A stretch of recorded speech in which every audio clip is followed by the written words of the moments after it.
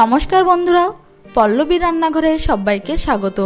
ব্রেকফাস্টে আমরা দেশি বিদেশি বাঙালি অবাঙালি অনেক ধরনের রেসিপি ট্রাই করে থাকি। ঠিক তেমনই আজকে আমি গুজরাটি খামান ধোকলা রেসিপিটা বানিয়ে আপনাদের দেখাবো। এটা শুধু ব্রেকফাস্টেই নয়, বাচ্চাদের টিফিন বক্সে এটা দিতে পারেন। তো চলুন রেসিপিটা আমরা দেখে নিই।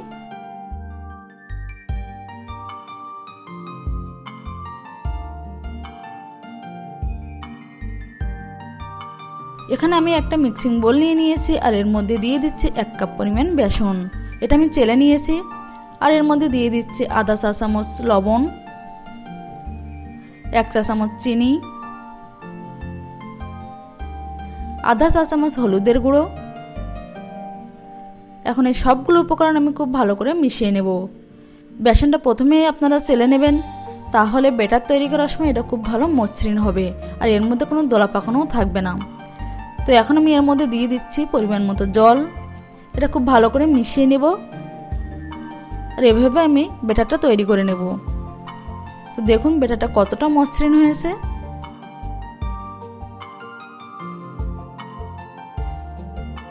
তো ব্যাটারটা আমি তৈরি করে নিয়েছি। এখন এটাকে ঢেকে 20 মিনিটের মতো রেস্ট হতে দেব। এখানে আমি একটা কেক টিন নিয়েছি, এর মধ্যে দিয়ে দিচ্ছি 1 চা চামচের মতো তেল। এটাকে ভালো করে গ্রিস করে নেব। তো তেলটা আমি ভালো করে মাখিয়ে নিয়েছি। যে প্যানের মধ্যে আমরা স্টিম করব সেটাকে প্রথমে রেডি করে নেব। তো এখানে আমি প্যানের মধ্যে দিয়ে দিচ্ছি 2 কাপ পরিমাণ জল। আর এর মধ্যে আমি রেখে দিচ্ছি একটা ওয়্যার স্ট্যান্ড। এখন এটাকে ঢেকে 10 মিনিটের মতো হতে দেব। 20 মিনিট হয়ে গেছে। এখন ব্যাটারটা আমরা দেখে নেব। এই ব্যাটারটার মধ্যে দিয়ে দিচ্ছি 2 বড় চামচ সাদা তেল আর দিয়ে দিচ্ছি 1 চা চামচ ইনো। আমি এখানে প্যাকেট ইউজ করছি, আপনারা ইনোর পরিবর্তে বেকিং সোডাও দিতে পারেন। এখন এটাকে আমি খুব ভালো করে মিশিয়ে নেব। মনে রাখবেন যে কোনো ব্যাটার তৈরি করার সময় একই দিকে ঘুরিয়েই মেশাতে থাকবেন, তাহলে ব্যাটারটা খুব ভালো তৈরি হবে। আর দেখতেই পাচ্ছেন ব্যাটারটা কতটা ফ্ল্যাপি হয়েছে। ইনো দেওয়ার পরে ব্যাটার আমরা বেশিক্ষণ রাখবো না, এটাকে কেক টিনের মধ্যে ঢেলে দিচ্ছি। দেখতেই পাচ্ছেন ব্যাটারের ঘনত্বটা ঠিক এতটাই ঘনত্ব হবে আমাদের।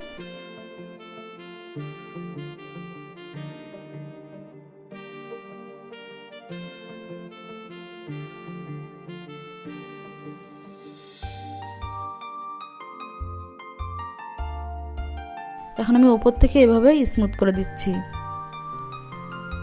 এটাকে আমি হালকা ট্যাপ করে নেব।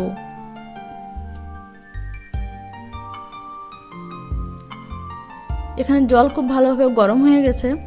তো এর মধ্যে আমি কেক টিনটা বসিয়ে দিচ্ছি আর এটাকে ঢেকে হতে দেব 20 মিনিটের মতো।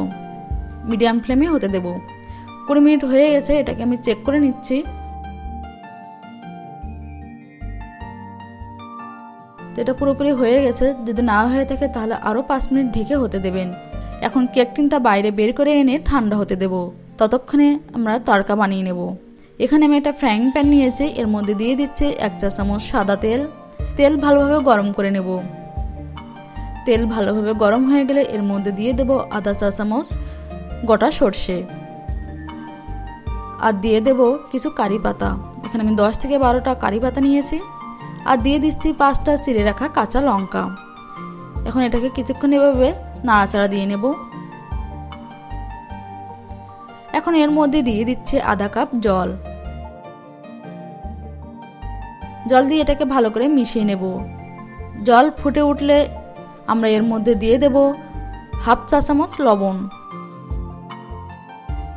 2 চা চামচ চিনি, হাফ লেবু রস আর দিয়ে দিচ্ছি কুচনো ধনেপাতা। এখন এগুলো খুব ভালো করে মিশিয়ে নেব। দেখতেই পাচ্ছেন জল এখানে ফুটে উঠেছে। তো এভাবে কিছুক্ষণ নাড়াচাড়া দিয়ে গ্যাসের ফ্লেমটাকে বন্ধ করে দেব আর এটাকে ঠান্ডা হতে দেব। ধোকলা আমাদের ঠান্ডা হয়ে গেছে, তো এটাকে আমি বের করে নিচ্ছি।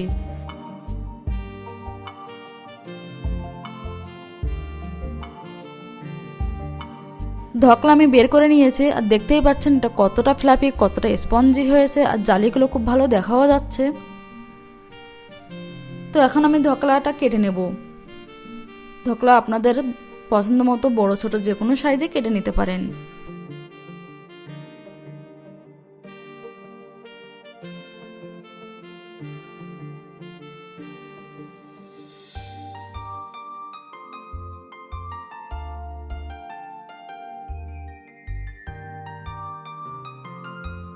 তো ধোকলাটা আমি কেটে নিয়েছি, এখন আমি এর উপরে তড়কাটা দিয়ে দেব।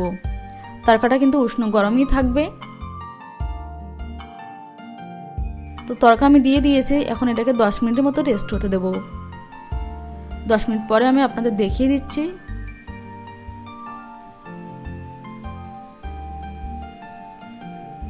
দেখুন এটা কতটা স্পঞ্জি হয়েছে। তো আপনারা বাড়িতে এভাবে ট্রাই করুন। আর ওপর দিয়ে আমি কুচনো ধনেপাতা দিয়ে গার্নিশ করে দিয়েছি, আপনারা চাইলে নারকেল কোড়ানো দিয়েও গার্নিশ করতে পারেন। তো রেসিপিটা কেমন লেগেছে কমেন্টস করে অবশ্যই জানাবেন। যদি রেসিপিটা ভালো লেগে থাকে তাহলে লাইক করবেন, যদি আমার চ্যানেলে নতুন হয়ে থাকেন তাহলে সাবস্ক্রাইব করার অনুরোধ রইল।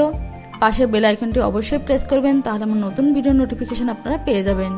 আজ এ পর্যন্তই, আবার দেখা হবে নতুন রেসিপি নিয়ে। ততক্ষণ পর্যন্ত ভালো থাকবেন, সুস্থ থাকবেন। নমস্কার।